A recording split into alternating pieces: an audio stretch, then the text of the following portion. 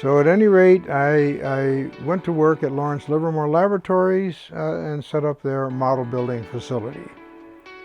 And it added enormously to my skills and ability. I eventually hired 2 professional model builders from whom I learned a great deal. And then I had gone in there as a job shopper. Job shopping is like manpower. A company like Lawrence Livermore, for example, has a project that's going to run for 6 or 9 months, and they're going to need 20 engineers and 50 draftsmen and so on. They don't want to hire all these people and bring all the equipment. So what they do is they go to a job shop.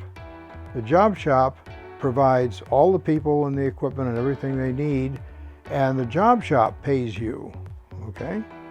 The advantage of working for a job shop is you get about twice as much as you would if you were working for the company.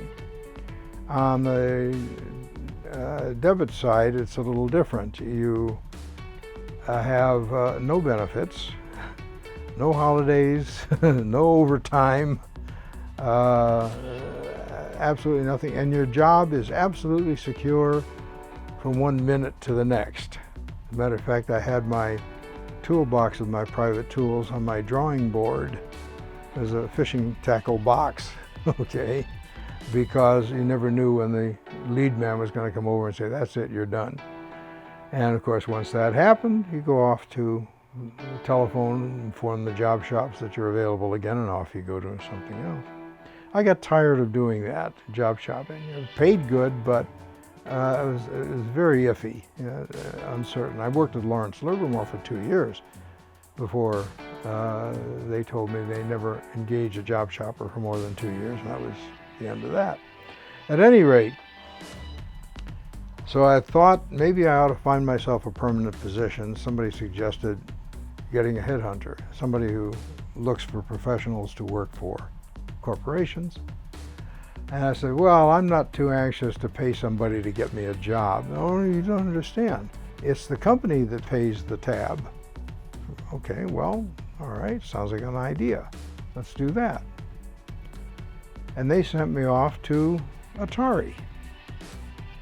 And that's when my serious life began. I worked at Atari for 3.5 years. And I even had them thinking maybe there was a possibility that in addition to their video games, they might possibly be interested in building slot machines, but we never got there. But one of the first things that they had done was to ask me as I walked in the door what I knew about pinball machines. Oh, that's interesting. What do you want to know about pinball machines? Well, we're thinking about the possibility of going into the pinball business. Oh, okay. He said, this was Nolan Bushnell, the guy who invented Pong and started the whole thing off. He named the game, the company Atari because, I don't know if your people are familiar with the game of Go.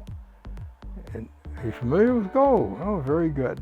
Excellent. Well, he was a past master at the game. And I knew how to play it. And Atari, of course, you're familiar with the term, that's equivalent to check in a game of chess.